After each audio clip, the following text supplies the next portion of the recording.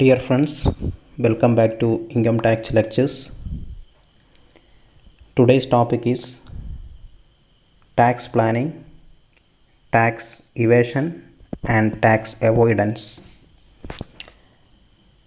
Income ടാക്സുമായി ബന്ധപ്പെട്ട പ്രധാനപ്പെട്ട 3 ടേംസുകളാണ് ഇന്ന് നമ്മൾ ഡിസ്കസ് ചെയ്യുന്നത്. ആദ്യമായി ടാക്സ് പ്ലാനിംഗ്. പരസ്പരം മാറിപ്പോവാൻ സാധ്യതയുള്ള യൂണിവേഴ്സിറ്റി എക്സാമുകളിൽ റിപ്പീറ്റഡായിട്ട് ചോദിക്കുന്നതുമായ ക്വസ്റ്റ്യനാണ് tax planning, tax evasion and tax avoidance. Just ടേംസുകൾ എന്താണെന്ന് പരിചയപ്പെടുക മാത്രമാണ് ഇന്നത്തെ ക്ലാസ്സിൽ ചെയ്യുന്നത്. വരും ക്ലാസ്സുകളിൽ ഇവ മൂന്നും തമ്മിലുള്ള കമ്പാരിസൺ നമുക്ക് നടത്തേണ്ടതുണ്ട്. First of all, tax planning. എന്താണ് tax planning? It is an exercise undertaken to minimize tax liability through the best use of all available exemptions, deductions, rebates and reliefs to reduce income. നിയമവിധേയമായിക്കൊണ്ട് income tax act അനുവദിക്കുന്ന എല്ലാ ഒഴിവ് കഴിവുകളും, deductions, exemptions, rebates and reliefs, ഇതൊക്കെ വളരെ കൃത്യമായി മനസ്സിലാക്കുകയും അത് ലഭ്യമാവാനുള്ള ശ്രമങ്ങൾ നടത്തുകയും ചെയ്യുന്നതിലൂടെ ടാക്സ് ലയബിലിറ്റി കുറച്ച് കൊണ്ടുവരുന്ന ഒരു പ്രവർത്തനമാണ് tax planning. It can be defined as arrangement of one's financial and business affairs by taking legitimately in full benefit of all deductions, exemptions, allowances, reliefs and rebates so that tax liability reduces to minimum. Tax liability എത്ര കുറക്കാൻ പറ്റുമോ അത്രയും കുറക്കാൻ വേണ്ടി നിയമത്തിലുള്ള എല്ലാ പഴുതുകളും, നിയമം അനുവദിക്കുന്ന എല്ലാതരം ഡിഡക്ഷൻസും, എക്സംഷൻസും, അലവൻസും, റിബേറ്റും, റിലീഫും ഒക്കെ അതിൻ്റെയൊക്കെ ബെനിഫിറ്റ് അനുഭവിക്കുക എന്നുള്ളതാണ് ടാക്സ് പ്ലാനിംഗ് കൊണ്ട് ഉദ്ദേശിക്കുന്നത്. ഓക്കെ, നെക്സ്റ്റ് ടേമാണ് ടാക്സ് ഇവേഷൻ. ടാക്സ് ഇവേഷൻ എന്ന് പറയപ്പെടുന്നത് നിയമവിരുദ്ധമായിട്ടുള്ള, ഇല്ലീഗലായിട്ടുള്ള ഒരു ആക്ഷനാണ്.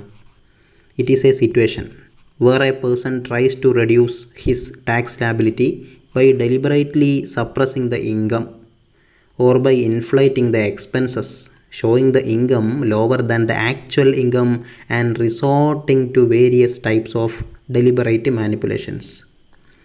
ടാക്സ് ഇവേഷൻ എന്ന് പറയുന്നത് നിയമവിരുദ്ധമാണ്. ഇവിടെ യഥാർത്ഥത്തിൽ ചെയ്യുന്നത് ടാക്സ് ലയബിലിറ്റി കുറക്കാൻ വേണ്ടി ഇൻകം കുറച്ച് കാണിക്കുക, അല്ലെങ്കിൽ എക്സ്പെൻസ് കൂട്ടിക്കാണിക്കുക. ആ രൂപത്തിൽ മനഃപൂർവ്വം ചെയ്യുന്ന ഒരു തെറ്റാണ് ടാക്സ് ഇവേഷൻ എന്ന ടേംസ് കൊണ്ട് അർത്ഥമാക്കുന്നത്. An assessee guilty of tax evasion is punishable. നിയമവിരുദ്ധമായ ഒരു ഏർപ്പാടാണ് tax evasion. The tax evaders reduce their taxable income by one or more of the following ways. ഏതൊക്കെ രൂപത്തിലാണ്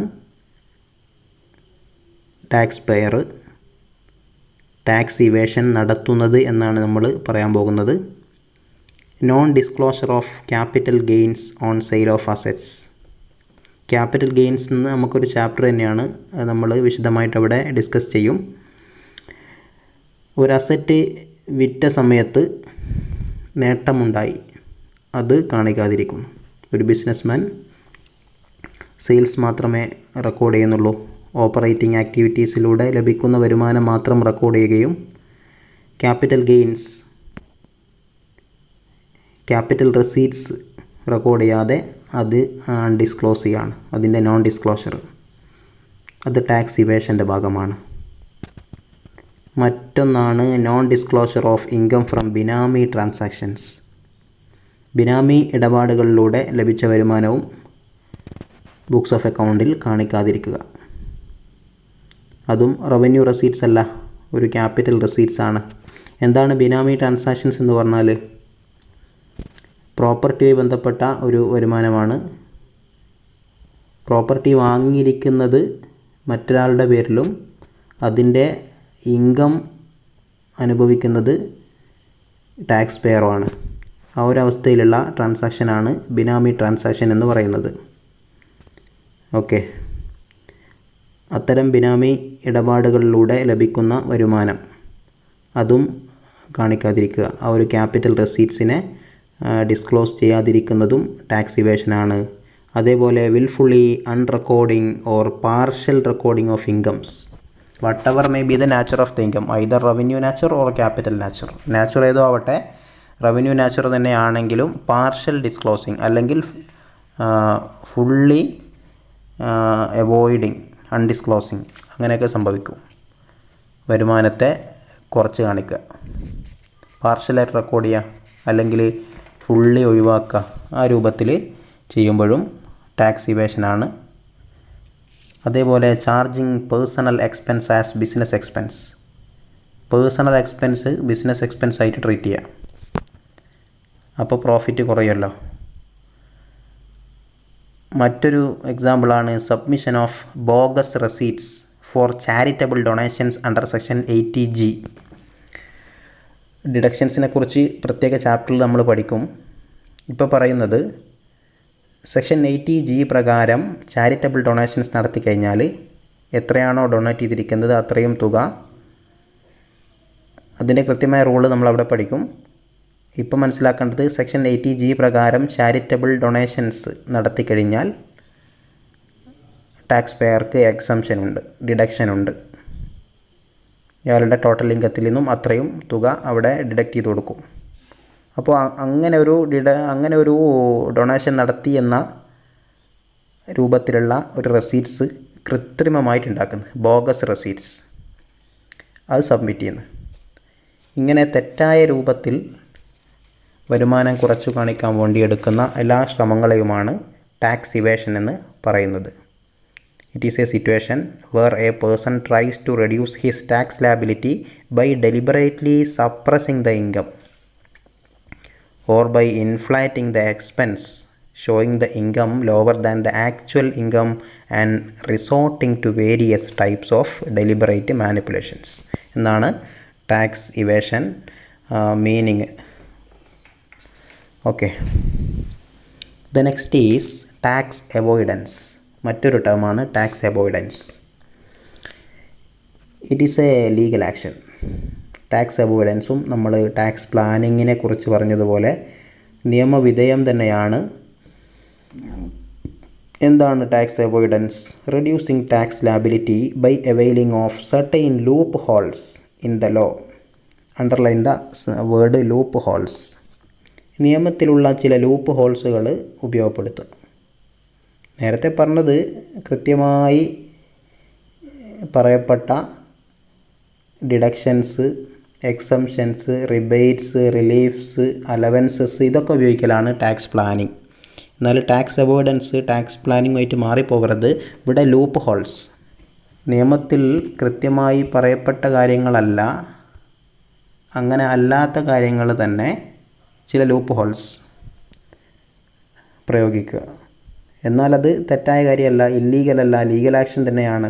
ആ രൂപത്തിലുള്ള ചില ശ്രമങ്ങളാണ് tax avoidance. It is every attempt by legal means to prevent or reduce tax liability by taking advantage of some provisions or lack of provisions in the law. Lack of provisions അങ്ങനെ ഉണ്ടാവും. അങ്ങനെ പറയാത്തത് കൊണ്ട് okay, നിയമത്തിൽ അങ്ങനെ അനുശാസിക്കാത്തത് കൊണ്ട് ചെയ്യേണ്ടതില്ല എന്ന രൂപത്തിൽ അങ്ങനെയൊക്കെ ചില ഒഴിവുകഴിവുകൾ കണ്ടെത്തുക. കൃത്യമായി പറഞ്ഞ ഒഴിവുകഴിവുകളല്ല, അങ്ങനെയാകുമ്പോൾ ടാക്സ് പ്ലാനിങ് ആവും. ഇത് പറയപ്പെടാത്തതിൻ്റെ പേരിൽ ബെനിഫിറ്റുകൾ ലഭിക്കുമ്പോൾ അതിനെ ടാക്സ് അവോയ്ഡൻസ് എന്നാണ് പറയുക. It excludes fraud, concealment or other illegal measures. ഫ്രോഡും കൺസീൽമെൻറ്റും ഇല്ലീഗൽ മെഷേഴ്സൊന്നും അല്ല. അതൊക്കെ ആവുമ്പോൾ എന്തായി മാറി? ടാക്സ് ഇവേഷൻ ആവും. എന്നാൽ the line of demarcation between tax planning and tax avoidance is very thin and blurred. ഞാൻ പറഞ്ഞല്ലോ ടാക്സ് പ്ലാനിങ്ങും ടാക്സ് അവോയ്ഡൻസും മാറിപ്പോകാൻ പാടില്ല. രണ്ടും നിയമവിധേയമാണ്, ലീഗൽ ആക്ഷനാണ്. എന്നാലും വ്യത്യാസമുണ്ട്. അവ തമ്മിലുള്ള വ്യത്യാസം എന്ന് പറയുന്നത് the line of demarcation very thin, വളരെ നേരിയതും ബ്ലറായതുമാണ്. അതുകൊണ്ട് തന്നെ അവ തമ്മിലുള്ള വ്യത്യാസം മനസ്സിലാക്കാൻ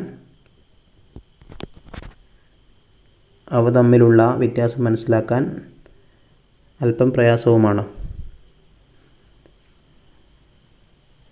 Any planning done strictly according to legal requirements without infringement of taxation laws can be considered as tax avoidance. Tax avoidance എന്ന് പറഞ്ഞാൽ വളരെ സ്ട്രിക്റ്റ് ആയിക്കൊണ്ട് ടാക്സേഷൻ ലോസിൽ പറഞ്ഞിരിക്കുന്ന പ്രൊവിഷൻസുകളൊന്നും തന്നെ മറികടക്കാത്ത രൂപത്തിൽ നടത്തുന്ന എല്ലാത്തരം പ്രവർത്തനങ്ങളും ടാക്സ് അവോയ്ഡൻസ് ആണ്, നിയമവിധേയമാണ്. ഓക്കെ.